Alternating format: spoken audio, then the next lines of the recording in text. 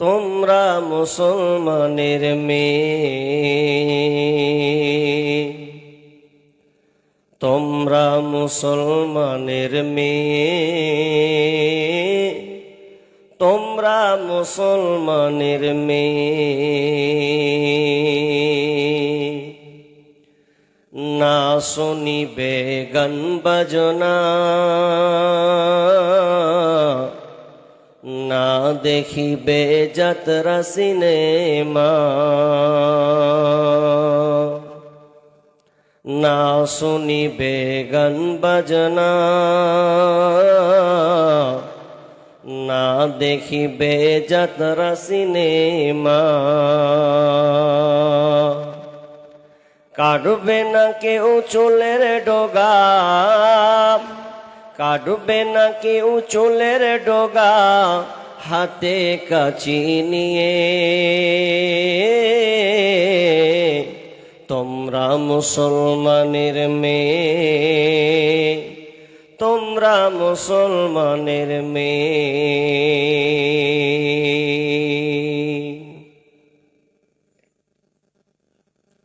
কোরআন হাদিস শুনবে কানে, সেই মোতাবেক চলবে মেনে। কোরআন হাদিস শুনবে কানে,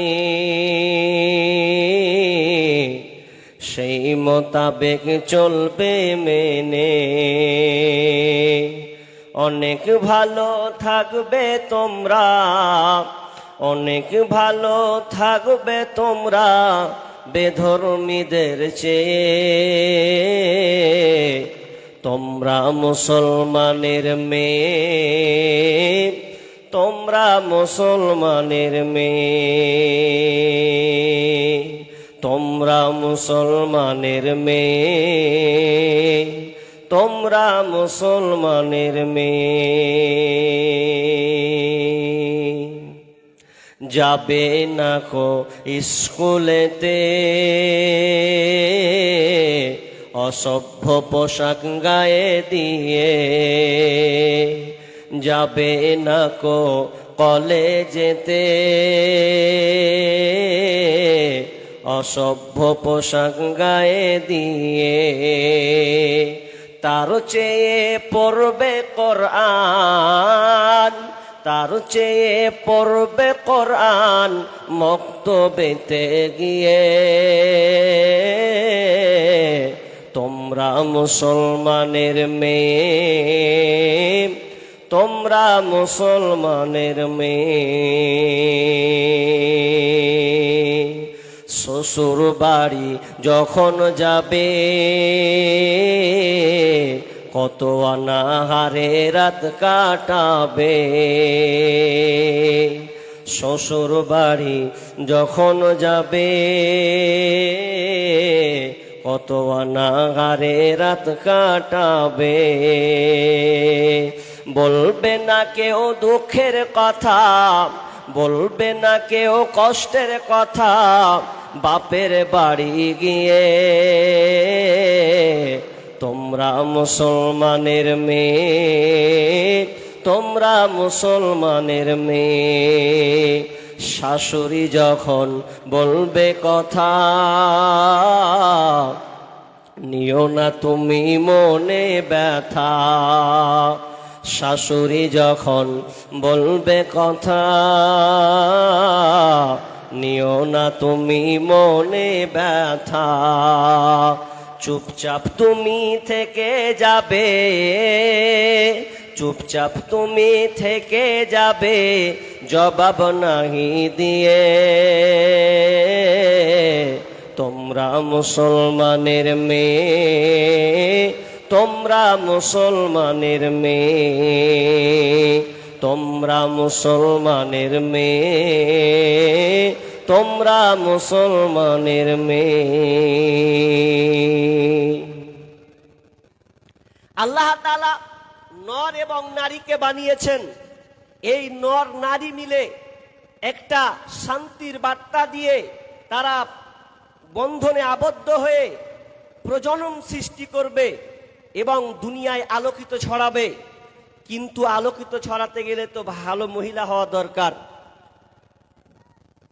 মেয়েরা কত দামি, কত বড় নিদর্শন আল্লাহ তাআলা সূরা রুমের মধ্যে বলছেন, বিসমিল্লাহির রহমানির রহিম, ومن آياته أن خلق لكم من أنفسكم أزواجا। রব্বুল আলামিন বলেন, আমার পৃথিবীতে যত নিদর্শন আছে, যতগুলো সৃষ্টি আছে, ওয়ামিন আয়াতিহি আন খালাকা লাকুম মিন আনফুসিকুম, আমার যতগুলো নিদর্শন আছে এই নিদর্শনাগুলির মধ্যে এটাও একটা নিদর্শন। ওয়ামিন আয়াতিহি আন খালাকা লাকুম মিন আনফুসিকুম আজওয়াজা, আমি পুরুষের নাফস থেকে, আত্মা থেকে আমি তোমাদের সঙ্গিনীকে বানালাম। আল্লাহ রাব্বুল আলামিন প্রথমে বললেন, আমার দুনিয়াতে অনেক নিদর্শন আছে। আসমান একটা নিদর্শন, জমিন একটা নিদর্শন, রাত একটা নিদর্শন, দিন একটা নিদর্শন। অর্থাৎ পৃথিবীতে যত কিছু আছে এগুলো হলো নিদর্শন, জ্ঞানীদের জন্য নিদর্শন। প্রত্যেকটা জিনিস আল্লাহ নিদর্শন বানিয়েছেন এবং জোড়ার সঙ্গে বানিয়েছেন। কেমন জোড়া? আসমান আছে তো জমিন আছে, জল আছে তো পানি আছে তো আগুন আছে, রাত আছে তো দিন আছে, ঠান্ডা আছে তো গরম আছে। আল্লাহ তাআলা জোড়ার মতো নেগেটিভ পজিটিভ করে রেখেছেন। ঠিক তেমনি ভাবে নারী এবং পুরুষকে আল্লাহ বানিয়েছেন। জোড়া সৃষ্টি করেছ সবার, তাই তো সুন্দর ধরা, একের লাগি অপরজনে হয় যে মাতোয়ারা। আত্মার মতো শক্তি তুমি রেখেছ গোপন করে, শত চেষ্টাও করে তাকে পারি না রাখতে ধরে। ডাক্তার বদ্ধ কবিরাজ যত পাগল হয়ে যায়, কোথায় থাকে আত্মা তাকে খুঁজে নাহি পায়।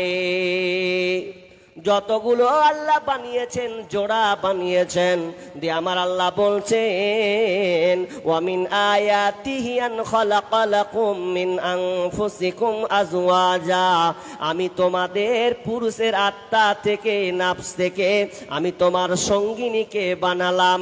এক কথায় আল্লাহ নারীদেরকে সঙ্গিনী অর্থাৎ বিবিদেরকে বানিয়েছেন। কেন নারীদেরকে বানানো হয়েছে?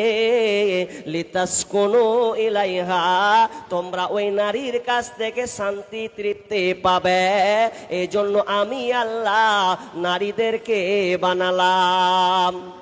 আসলে নারী যদি কিছু না থাকতো দুনিয়াতে, দুনিয়ার সৌন্দর্য বহি প্রকাশ হতো না, প্রজনন জন্ম হতো না।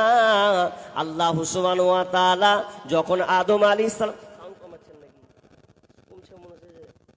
আদম আলাইহিস সালামকে যখন জান্নাতে আল্লাহ বানালেন, একা একা ঘুরছে, একা আনন্দে থাকছে, ঘুরছে, কিন্তু তার মনের মধ্যে যেন কোনো খান্তি থেকে গেছে।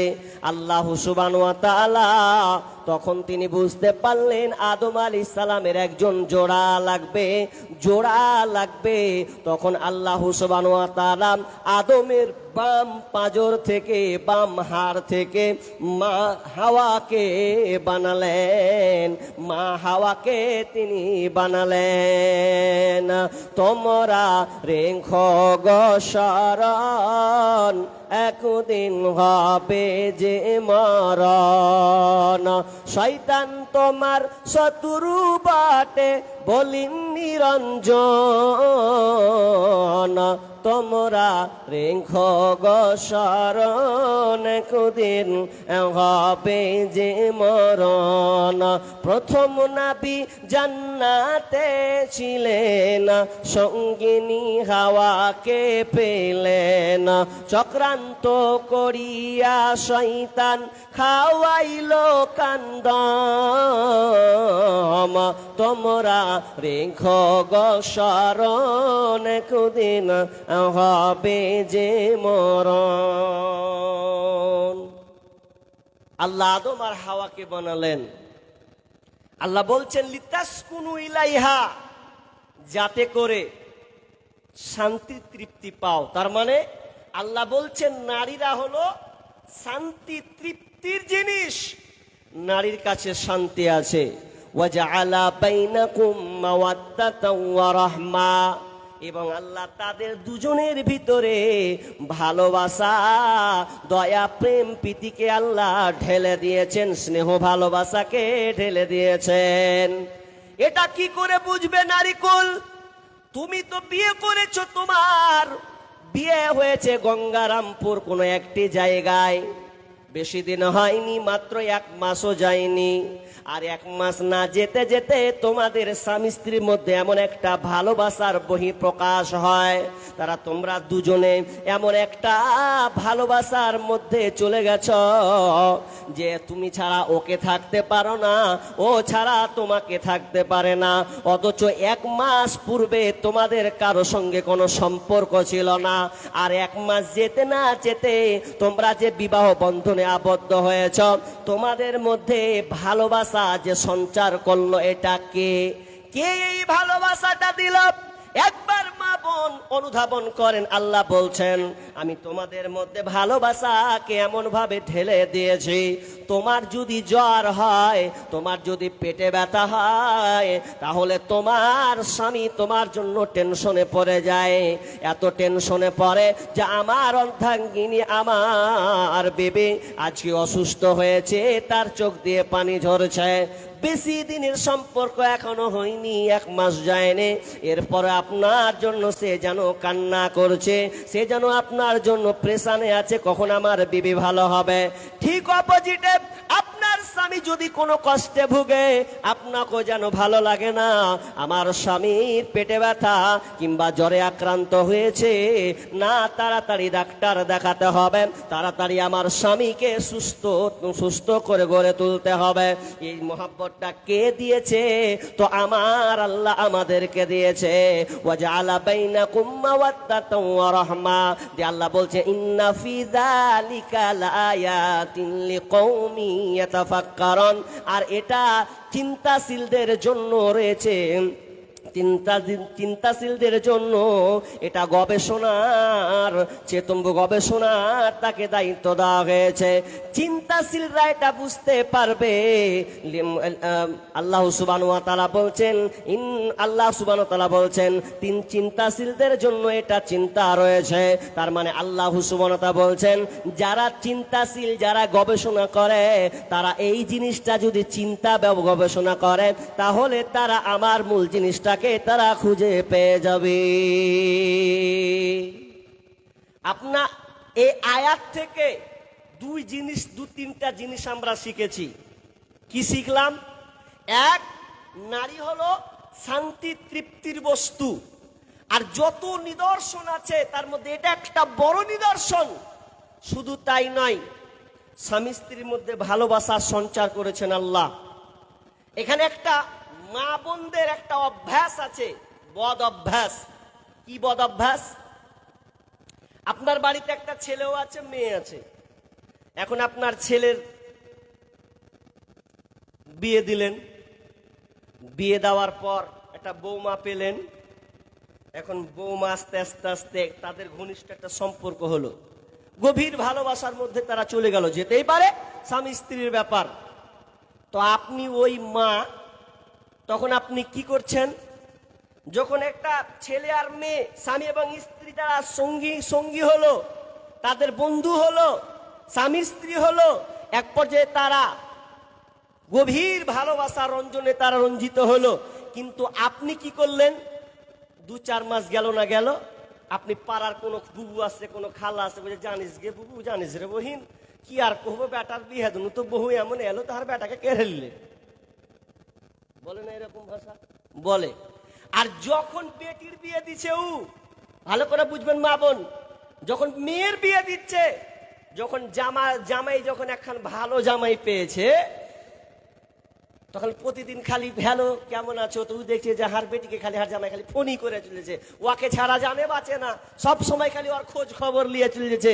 তো আপনি পাড়া পাড়ে করেছেন যে জামাই আমি একখানটা পেয়েছি, সব সময় খালি হার বেটির খোঁজ, সব সময় খেলে না খেলে, কি করলে ঘুমেলে না কি করলে, সব সময় খালি হার বেটির খোঁজ লিছে। আর বেটার বেলা কইছে যে কোন খেসানি ঘরের বহু এসছে, আর বেটাকে কেড়ে নিলে। একই জিনিস দুই রকম কথা বলছেন আপনি।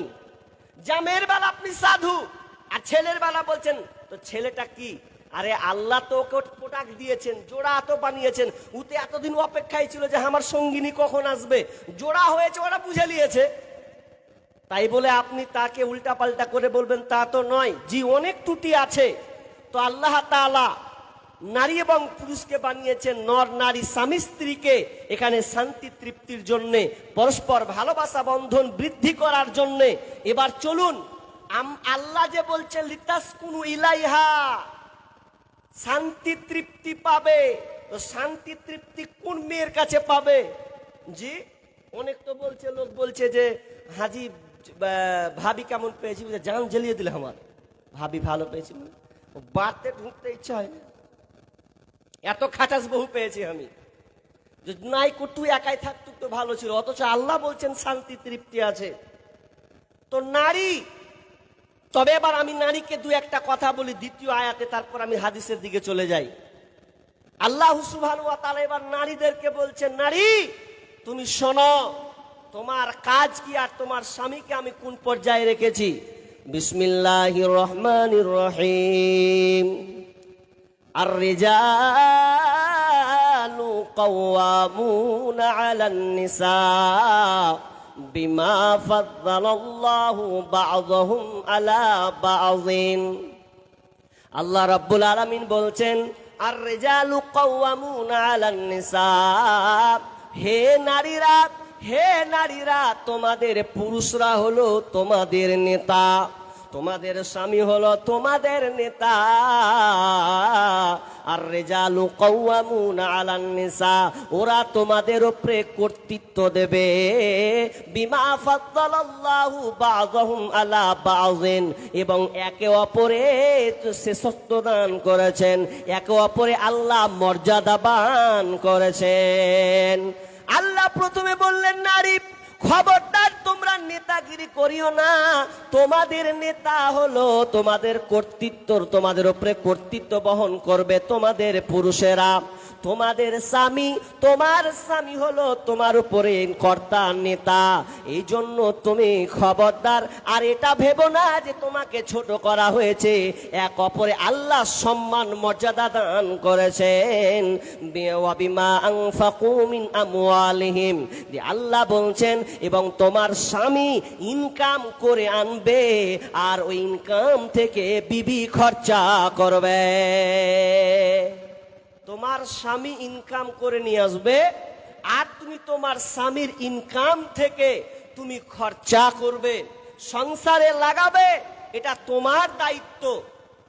কারণ আল্লাহ রাসূল মা আয়েশা রাদিয়াল্লাহু তাআলা আনহা তিনি বর্ণনা করছেন, আন্নাহু ক্বাল, তিনি বলছেন, আলাইকুন্না ফিল বাইতি ফাইন্নাহু জিহাদুন কুন। মা আয়েশা রাদিয়াল্লাহু তাআলা আনহা তিনি বলছেন, আল্লাহ রাসূল বলেছেন, আলাইকুন্না ফিল বাইতে, নারীদের কাজ হলো, মহিলাদের কাজ হলো বাড়ি দেখাশোনা করা, ঘরকে দেখভাল করা, এটা হলো নারীদের কাজ। আর এই কাজটা যদি তারা করতে পারে কি মর্যাদা পাবে? ফাইন্নাহু জিহাদুন কুন, তাহলে ওই নারীটা জিহাদের সম পরিমাণ, জিহাদের যে নেকিটা আছে ওই নেকিটা সে নারী পাবে। এবার কথা হলো যে নারী সংসার চালাবে, সুন্দর করে সংসারকে গোছাবে, কিন্তু কোন নারী পারবে? জি, আমার আজকের আলোচ্য বিষয় ভালো মহিলা কারা। এবার তো জানবো ভালো মেয়ে কে, ভালো মহিলার গুণ কি কি, এগুলো আমাদেরকে আগে জানতে হবে। কারণ আল্লাহ রাসূল বলেছেন ওই পুরুষটা সৌভাগ্যবান, ওই পুরুষটা সৌভাগ্যবান যেই পুরুষটা চারটা জিনিস পেয়েছে। নাম্বার ওয়ান, যেই পুরুষটা ভালো স্ত্রী পেয়েছে, ভালো বিবি পেয়েছে, ওই পুরুষটা হলো সৌভাগ্যবান। নাম্বার দুই, ওই পুরুষটা সৌভাগ্যবান যে পুরুষটা ভালো বাড়ি পেয়েছে, ওই পুরুষটা সৌভাগ্যবান যেই পুরুষটা ভালো প্রতিবেশী পেয়েছে, এবং ওই পুরুষটা সৌভাগ্যবান যেই পুরুষটা ভালো একটা যানবাহন একটা গাড়ি পেয়েছে। চারটা জিনিস যদি কোনো পুরুষ পায় তাহলে ওই পুরুষটা হলো সৌভাগ্যবান। বিবি যদি ভালো হয় তাহলে ওর ঘরটা হবে সুখের সংসার, আর বিবি যদি খাটাসা হয়, বদমাশ টাইপের হয়, তাহলে ওই সংসারটা ওই পুরুষটা কোনোদিন শান্তি পাবে না।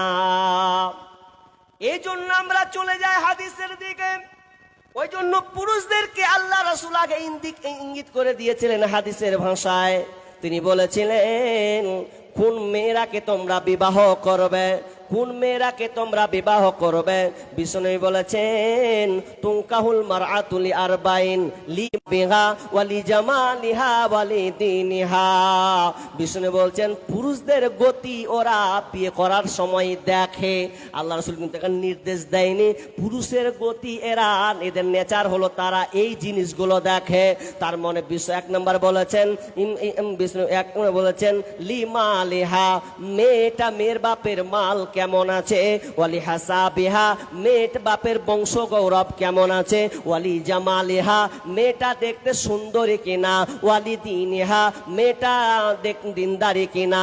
এই চারটা জিনিস দেখে বিয়ে করা হয়। বিষ্ণু বলছেন তোমার কাছে এই চারটা অপশনের মধ্যে যদি তুমি দিনদারিতা পেয়ে যাও, ফাজফার বিজাতে দিন, তাহলে ওই দিনদারিতা মেয়েকে তুমি প্রাধান্য দেবে। মেয়েটার টাকা পয়সা খুব নেই, দরকার নেই, চলার মতন হলেই হলো, তুমি তো গার্জেন হবে। নাম্বার দুই, মেয়েটার বংশ গৌরব অত দেখা দরকার নাই, মেয়েটা দেখতে সুন্দরী কিনা এত স্কিন চামড়া সাদা দেখার দরকার নাই। তুমি এমন মেয়ে দেখো, মেয়ে দেখতে সুন্দর আছে, চলার মতন মেয়ে আছে এবং মেয়ে যে আছে এটা তুমি দেখো। কিন্তু সবচাইতে তুমি গুরুত্ব দেবে কোনটা, যেই মেয়েটা দিনদারি হবে ওই দিনদারি মেয়েটাকে তুমি প্রাধান্য দাও। কারণ বিষ্ণু বলছেন তারি বাকি আদাক, নচেত তুমি ধ্বংস হয়ে যাবে। যদি দিনদারিতা মেয়ে বাদ দিয়ে যদি অন্য কোনো ওই গুণগুলোর দিকে তুমি নজর দাও, তাহলে খবরদার কোনোদিন তুমি শান্তি পাবে না।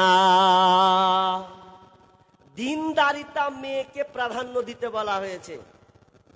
একটা ছেলে বিয়ে করেছে, তো বিয়ে করার পর ওর বন্ধু বলছে হ্যাঁ হে মন কেন খারাপ করেছিস বল। বলছে ভ্যাট ভ্যাট করতে আসিস না, যা যে কাজে এসেছিলি সে কাজে যা। বলছে বল মন কেন খারাপ। বলছে জানিস বিয়ে করেছি কিন্তু বহুটা আর ভাল নয় রে, চয়েস হয় না, সব সময় মুখে একদম 5 কেজি করে থাকছে রে, ভালো বহু পাইনি আমি। তো ও গাছের তলে বসে ও আপনার একটা গান ধরেছে, বলছে তুই যা, আমাকে ভাল লাগে না, কি আর